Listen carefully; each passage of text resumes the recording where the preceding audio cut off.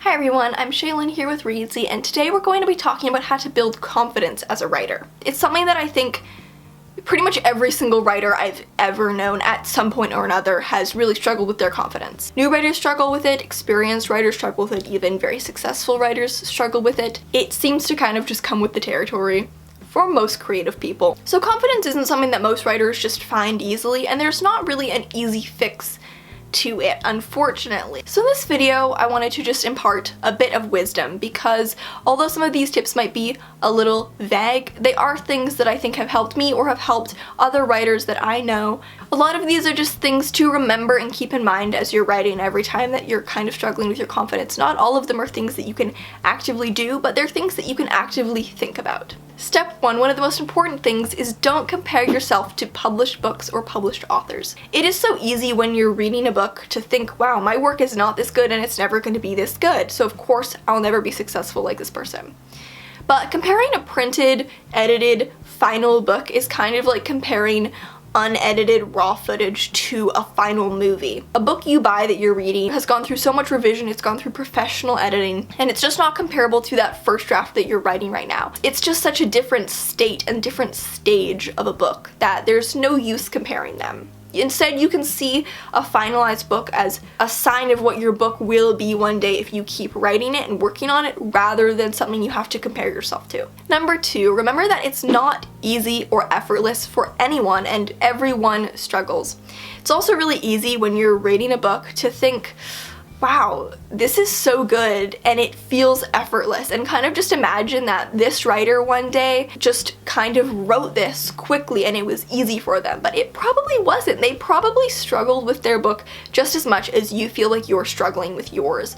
You just don't see the evidence of their struggle on the page, but it's probably there. So if you're struggling and you feel like it's so difficult for you, remember that it's probably this difficult for every single author that you admire. Number 3, try not to compare your ideas to other writers' ideas. It's very easy to feel like other writers are more creative than you are and feel like your ideas aren't good. But the thing about ideas is that they come from your personal experience and they come from your personality, and only you could create the idea and write it and develop it the way that you're doing it specifically. So while your idea, because it's so familiar to you, might not feel so creative, and other people's ideas feel so creative, that's because those aren't your ideas. Your creativity is just as surprising to other people because they could not think of that. Whatever it is that your idea is the thing that you uniquely thought of. Number 4, remember that all writers have gotten criticism. Again, think of every writer that you admire or that you compare yourself to. They have gotten criticism and they've probably gotten plenty of it. When you start getting feedback, kind of the first time that you kind of step into that world of getting feedback, it can be really jarring. It can be a lot to take in. You'll get used to it with time. You really do get used to getting feedback, but it's difficult at first. I would recommend saving the nicest bits of feedback that you get so that you can read over them when you're feeling down, or if you get a particularly rude piece of feedback, you can go and read all of these nice things that people who liked your book said about it. Number 5, remember that the value of writing doesn't have to be in the quality. It can be really hard to kind of settle with this idea that the worth of writing something isn't actually in the end product. That the worth of writing it and the value of it can just be that you as the writer enjoyed writing it. The value could be the value that you took away from creating it. And of course, we all want our work to be great. We all want our work to be the best it can be. If you start to see the value of the work in the process and the book being great in the end is kind of just a result of that, rather than the goal being to make it perfect and the process to get there is the struggle. It's just a different way of looking at things. If you really learn to value the process more than you value the end quality, then you can kind of feel like it's always worthwhile. No matter what you write, no matter how messy it is, even if you decide you don't like it later and you want to throw it away, you still got value from writing it. So it's great if other readers enjoy your work and it's great if you achieve your vision, but it's totally okay to just create things first and foremost because you enjoy creating them and find value in that. Number 6, going off of that, remember that it's always better to write something than to not write something. If you're feeling really lacking in confidence, it's really easy to think like, well, why should I even write this? What is the point?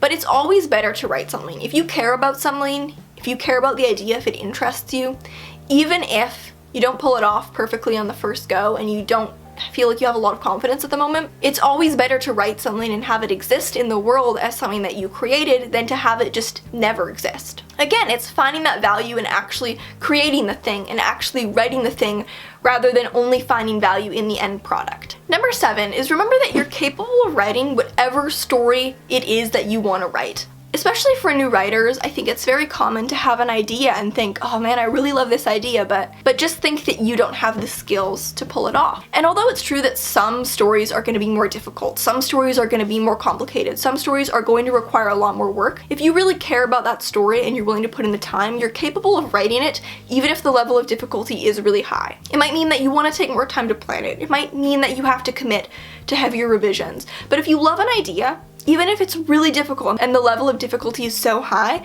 you can pull it off if you decide you want to commit to it. The process of writing that really difficult story will teach you so much about how to write that really difficult story.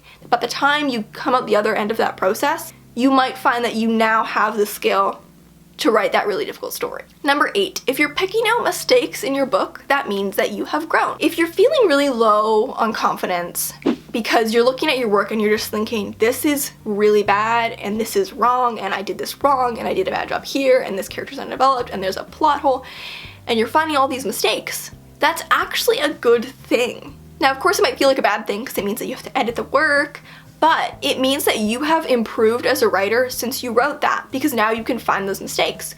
You didn't see those mistakes when you were writing them, but you see them now. So the more mistakes you can find in your work, the more it's a sign that you have improved and you have grown and you have learned. Unfortunately, this is kind of the paradox of creating art, is that the more you go through phases of learning and improving, and then in doing so, you realize everything you've done wrong, and that can be really difficult. It can feel kind of turbulent, but it is ultimately a sign that you've improved if you're looking at your work and you're able to identify the errors. Now finally, 2 things that you can do as little exercises to improve your confidence. Number 9 is go back to a project that feels safe for you, whatever it is that kind of means for you. If your current project is really kind of eating at your confidence and you feel really discouraged, see if you can go back to something that you feel more comfortable with. Read over or work on a project that you felt really proud of. Work on a future project that you feel has so much promise. It can help renew your confidence to kind of expose yourself to things that you have created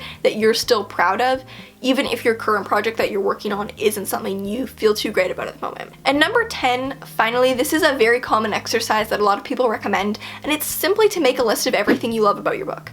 If you feel really discouraged about your current project, a lot of the time it's because you may have forgotten what drew you to the project in the first place, because there was something that drew you to this. There was definitely a reason why you decided to commit your time to writing this book. So you can just make a list of, they can be big ideas, things that initially drew you to the project. They could be tiny things. I love that way that I described that seashell on page 6. Literally everything, no matter how tiny, that you love about your book.